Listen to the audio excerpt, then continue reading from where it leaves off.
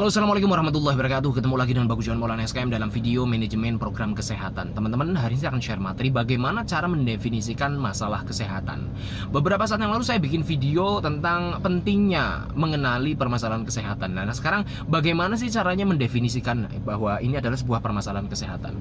Jujur, ini topik yang membutuhkan kemampuan berpikir dosis tinggi, bahkan HOTS ya, high order thinking skill, yang saya aplikasikan di dunia kesehatan. Jadi tidak semua orang bisa mendefinisikan permasalahan kesehatan dengan baik. Nah, jadi ternyata untuk mendefinisikan saja butuh sebuah skill, kemampuan berpikir, ya kan? Ini masalah apa? Nah, ada beberapa tips atau beberapa cara yang secara konseptual, secara teoretikal akan saya ajarkan. Bagaimana sih kita mendefinisikan sebuah permasalahan kesehatan? Nah, kita bedah dulu nih, yang namanya masalah itu apa? Masalah ini kan sebuah kesenjangan antara keinginan kita dengan realita, antara teori atau konsep dengan realita, antara harapan dengan realita, antara idealnya seperti apa dengan realitanya. Ada kesenjangan atau tidak? Nah, normalnya ada kesenjangan nggak? Normalnya harus ada. Gini, maksudnya gini, bukan berarti, loh, emang kamu kerja itu cari masalah ya? Ya gini mas, sebenarnya hidup ini harus menemukan masalah mas, karena yang namanya hidup ini seharusnya harusnya lebih baik, lebih mudah, lebih cepat, lebih berkualitas, lebih bermakna, seperti itu. Harus ada tuntutan seperti itu. Itu normalnya orang waras tuh seperti itu. Bukan berarti, loh, apakah kamu kerja cari masalah? Saya jawab, bukannya cari masalah sesuatu yang nggak ada masalah terus kita jadikan masalah, bukan seperti itu mas. Jadi mindsetnya, pola pikirnya, kita terlahir di dunia ini memiliki kebutuhan, memiliki tujuan untuk lebih baik lagi. Fitrahnya kita seperti itu. Otomatis kalaupun kita menjumpai fenomena atau fakta-fakta yang ada di program yang kita ampu, bidang yang kita kerjakan, pekerjaan yang kita hadapi, itu seharusnya kita menemukan sebuah kesenjangan tersebut, gitu loh. Misalkan, loh ini kan sudah ideal, ini kan sudah baik, pasti ada cara yang untuk lebih baik lagi, seperti itu mas. Ini mindset awalnya harus seperti ini ya, bukan loh kamu cari masalah ya, ini kan sudah adem ayem, ini kan sudah zona nyaman dan sebagainya. Bukan seperti itu mas. Oke, mindsetnya dibenahi dulu di awal, bahwa kita harus lebih baik lagi, lebih cepat lagi, lebih murah lagi, lebih berkualitas lagi. Nah, seperti itu. Jadi apapun kondisi yang kita temukan, pasti kita menemukan sebuah kesenjangan seperti itu. Yang tadinya kita sudah merasa baik, good, gimana caranya jadi great, lebih hebat lagi, seperti itu. Jadi apapun kondisinya, pasti kita menemukan kesenjangan, pasti kita menemukan masalah, seperti itu. Lah, yang sudah baik saja kita pasti akan menemukan sebuah permasalahan, apalagi yang belum baik, apalagi yang masih cacat manajemennya masih banyak, apalagi blind spotnya, titik butanya itu masih banyak yang perlu dibenahi dan sebagainya. Otomatis masalahnya akan lebih banyak, lebih kompleks, gitu loh. Ya, mindset awalnya gitu dulu. Oke, next berikutnya. Kesenjangan itu maksudnya gimana kesenjangan? Ada idealnya seperti apa, targetnya seperti apa, realitasnya seperti apa. Loh kok beda? Kan berarti sebuah masalah yang patut kita angkat. Ya, perlu kita definisikan terlebih dahulu ini masalahnya apa, seperti itu. Nah, baru setelah itu kan nyari solusinya. Nah, mengenali permasalahan ini ternyata ada ilmunya. Karena tidak hanya sekedar, oh ini nemu apa, masalahnya apa, nanti dulu. Karena kalau kita tidak bisa mendefinisikannya dengan tertib, dengan komprehensif, dengan sistematis, nanti solusinya bisa nggak tepat, gitu loh. Nah, karena masing-masing definisi, masing-masing sudut pandang, nanti ini ada solusinya masing-masing, gitu loh. Jadi nggak random, gitu loh. Jadi langkah yang akan kita ambil bisa tepat, gitu loh. Nah, untuk bisa mendefinisikan sebuah permasalahan, kita ini ada beberapa dimensi pengetahuan tentang permasalahan kesehatan. Yang pertama dimensi faktual, yang kedua dimensi konseptual, yang ketiga dimensi analitikal, yang keempat dimensi metakognitif. Ini akan saya bahas, saya pisah dalam video masing-masing ya, video yang terpisah. Dalam video yang pertama kali ini akan saya bahas dulu dimensi faktualnya. Dimensi faktual itu dimensi fakta yang sudah ada, yang nampak, yang bisa ditangkap secara empiris menggunakan panca indera, yang tampil, yang bisa didefinisikan Anda secara zahir, gitu loh. Itu yang namanya dimensi faktual. Misalkan ada permasalahan loh, ada misalkan banjir. Nah, ini yang nampak oleh mata Anda, ini apa dulu Anda harus mendefinisikannya dulu. Kalau yang secara faktual saja Anda nggak mampu mendefinisikan, apalagi yang lain tadi konseptualnya, dianalisis secara metakognitif dan sebagainya, ini nanti dulu. Jadi yang pertama dalam faktual ini Anda cari dulu, dijelaskan dulu, dipahami dulu what, where, when, who. Dah itu dulu. Karena ini nampak mata gitu loh. Kalau yang nampak mata saja Anda ngawur, ngaco mendefinisikan, apalagi kita mau mengenali aspek why, latar belakangnya apa yang terjadi, sebabnya apa, siapa yang menimbulkan, pencetusnya apa, itu kan nggak kelihatan. Apalagi kita mau menjelaskan tentang how, bagaimana ini terjadi, kronologinya seperti apa, prediksi ke depannya, manajemen risiko ke depannya, dampaknya nanti apa yang belum kelihatan di masa depan atau masa lalu, ya pasti akan kacau kalau kita yang faktual saja nggak paham, gitu loh. Jadi nanti dulu deh, kita bicarakan yang kelihatan aja dulu. Kita nanti dulu bicara secara materialisme historisnya. Kita bicara nanti dampak kedepannya, kira-kira resiko-resiko apa yang akan terjadi, manajemen resiko dan sebagainya. Itu nanti dulu. Yang faktual dulu, yang di depan mata dulu, Anda harus mampu mendefinisikan. Dah, ini skill pertama ya dalam mengenali sebuah permasalahan. Oke, kita contohnya ya. Ada sebuah banjir misalkan. Nah ini apanya dulu, what ya, aspek what.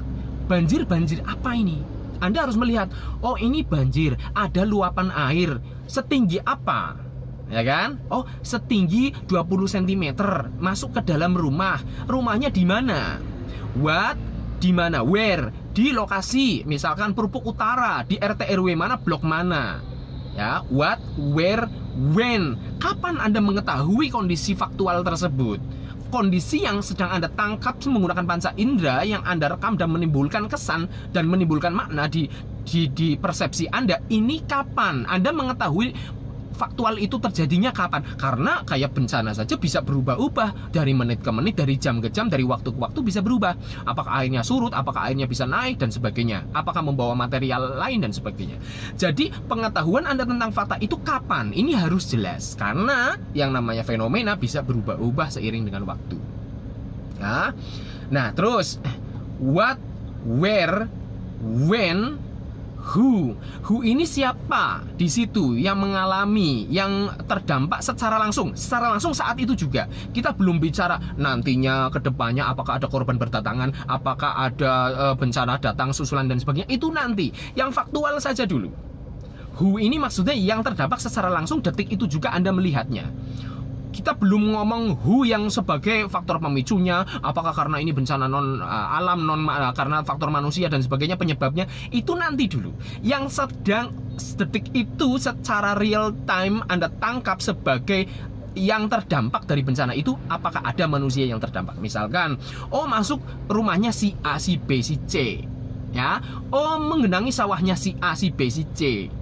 Jadi yang terdampak saat itu siapa? Ini saja dulu. Ini aspek faktualnya. Kalau Anda tidak bisa mendefinisikan ini, wis gagal di awal. Nah, terus tambahan lagi what. What itu banjir, tidak hanya sekedar ngomong banjir saja. Itu secara eksistensial dan secara substansial. Saya jelaskan, ini bahasa filsafat soalnya. Jadi what ini harus menjelaskan substansi dan esensi. Substansi itu adalah materi dari bencana itu. Kalau kita lagi dalam konteks bencana yang kita kenali sebagai permasalahan kesehatan, itu what. Banjirnya banjir apa? Apakah itu air sungai? Apakah itu air hujan? Apakah itu air cairan kimia? Macam-macam. Apakah itu air dari sumur yang tiba-tiba misalkan ada air yang menyemprot dari bawah, ya misalkan sumur gali atau sumur pompa dan sebagainya. Ini apa? Itu banjir apa? Air apa? Substansinya apa? Apakah ini airnya bersih, air kotor, air berbau? Ya, yang secara panca indera Anda tangkap itu apa? Apakah airnya bersifat mengiritasi, airnya terasa panas, suhunya dingin? Nah, itu yang namanya substansi, materinya beserta sifat-sifat yang ada di situ yang bisa kita tangkap dengan panca indera. Oke, substansi dan eksistensi. Eksistensi ini berarti dimensi, ukuran, quantity. dari permasalahan tersebut. Oh, airnya sedemikian banyaknya, luasnya sampai dengan sekian, diameternya sekian dalam area, atau dimensinya berapa kali berapa, seperti itu. Volumenya berapa, quantity, jumlahnya, apa yang nampak mata saja dulu. Quality juga bisa. Quality tadi contohnya adalah sifat-sifat dari air tersebut. Misalkan, oh ini banjir, airnya kok suhunya panas, itu kan quality. Jadi quality dan quantity ya. Ini harus didefinisikan dulu. Ini penting loh ya. Contoh lain, wah ada binatang buas yang tiba-tiba ada bangkai binatang buas di pemukiman misalkan. Oke. Ini bisa jadi permasalahan kesehatan, bisa jadi bukan. Ya kan? Bisa jadi ini sebuah KLB juga. Bisa jadi ini akan ada serangan, misalkan bisa jadi kan ada serangan hewan buas dan sebagainya yang kira-kira bisa berdampak pada penghidupan dan kehidupan manusia, bisa menjadi krisis kesehatan juga. Nah, ada bangkai, kita perlu mendefinisikan dulu nih, ada bangkai binatang buas misalkan macan. Apa itu? Oh, bangkai binatang buas yaitu macan. Macan apa itu?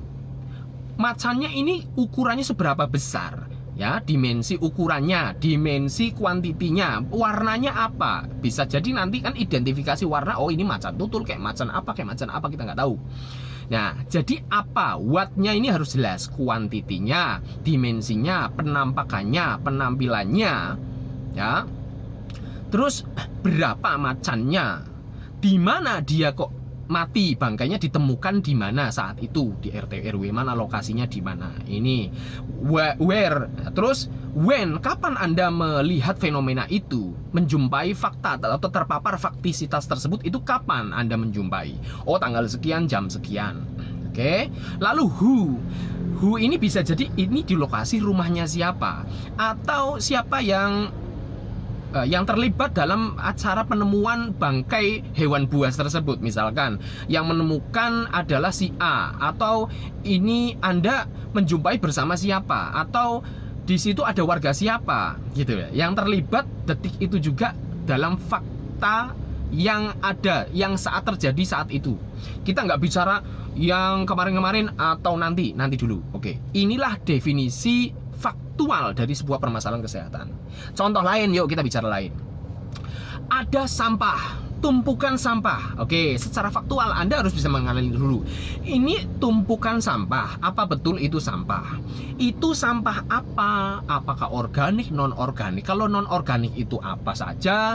Kalau organik itu sampahnya apa saja? Oke, kuantitinya sebesar apa ini kira-kira, volumenya, panjang, lebar, luas, tingginya, quantity. Nah, terus juga substansi dari sampah tersebut, misalkan oh sampahnya sampah plastik, oh sampahnya sampah material bangunan, oh sampahnya sampah organik dedaunan, oh apa? Ini materinya apa dulu? Nah, ini harus dikenali dulu nih. Oke, ini secara faktual what. Oke. Lalu komposisinya Anda bisa nih, oh ini organiknya sekian persen, non organiknya sekian persen. Terus where, di mana Anda menemukan sampah tersebut? Oh, di belakang kantor dinas kesehatan. Nah, ini kan sesuatu yang tidak lazim kan? Berarti sebuah kesenjangan. Di belakang kantor kok ada sampah. Nah, di mana posisinya? Lebih tepatnya di mana? Di belakang mana? Jarak berapa meter dari dinas kesehatan? Arah anginnya sebelah mana? Timur, utara, tenggara, dan sebagainya. Oke, what di situ? Apakah ada orang yang apakah ada orang yang terlibat dalam saat Anda menemukan fakta tersebut? Apakah oh ini dekat dengan tempat tinggalnya si A. Oh ini juga tempat sampah yang memang dulu biasa digunakan untuk TPS sementara, seperti itu, yang biasa dikelola oleh A, oleh si A, seperti itu.